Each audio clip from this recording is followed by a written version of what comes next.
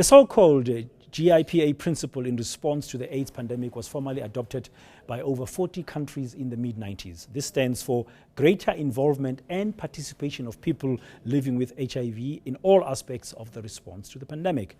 One of the first people the United Nations recruited to implement the GIPA workplace program was Lucky Mazibuko. He's also the first self-declared HIV-positive journalist in Africa. He worked at the Sowetan newspaper for 12 years and received recognition for his column, Just Call Me Lucky. He now joins us in the studio this morning. Lucky, good morning. Thank you very much for coming in. Good morning, Mr. Moyan. Yeah. Has South Africa progressed in the way it's been dealing with HIV/AIDS in the last few years? Well, I think there's been a lot of progress in terms of how we've responded to HIV and AIDS.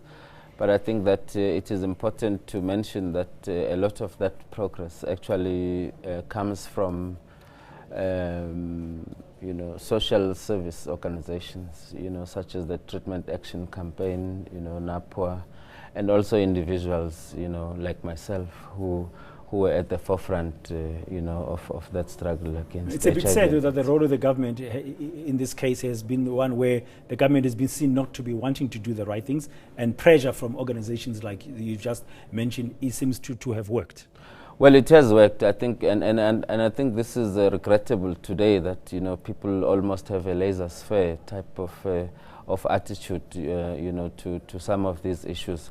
But I think also the other important thing I needed to mention was the balance which I think we need to strike in terms of the messages that we still continue to give out, such as the issue of circumcision.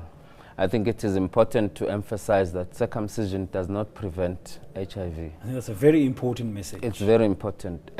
Circumcision does not prevent HIV, and it also doesn't prevent any other sexually transmitted infection. And I think the minister, has made a mistake in terms of how he's pronounced on this issue, because the impression he's creating is that if you are circumcised, then you are almost free from HIV infection. And that's a very wrong impression. It's a very important point you're making there. Like now, the other thing you're talking about is that the question of the messages.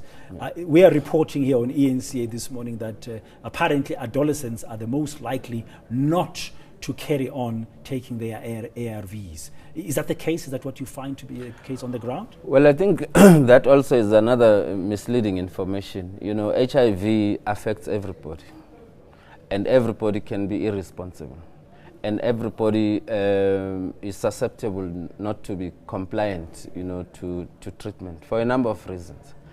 But the most important one is that there is inconsistent supply of treatment, to people. I mean, sometimes people go to clinics and they don't find the treatment there. And so all of those considerations are very important. Besides, I mean, you spoke about GIPA earlier on. I'm a product of GIPA, and the principle there is a personalized version of HIV and AIDS.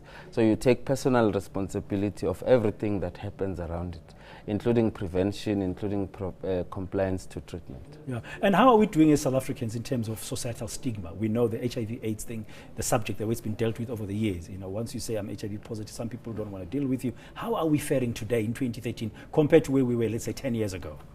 Well, I think stigma can be used and it can be abused, like any other thing. But for me, I think that HIV is an illness, and the only thing that happens is that once you contract it, then the differences that exist within societies, within communities and so on are fueled.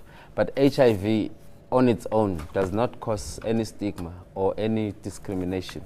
It is societal perceptions, perhaps an ignorance sometimes, to a level of constipating, my own mind, because sometimes the levels of ignorance can really constipate your mind. Okay, thank you very much. Just running out of time, but thank you very much for coming in. And good luck with your work with GIPA. That's Dr. Lucky Mazibuko shedding some more light on where we stand today on the crucial HIV/AIDS issue in our country. News that moves. ENCA.com.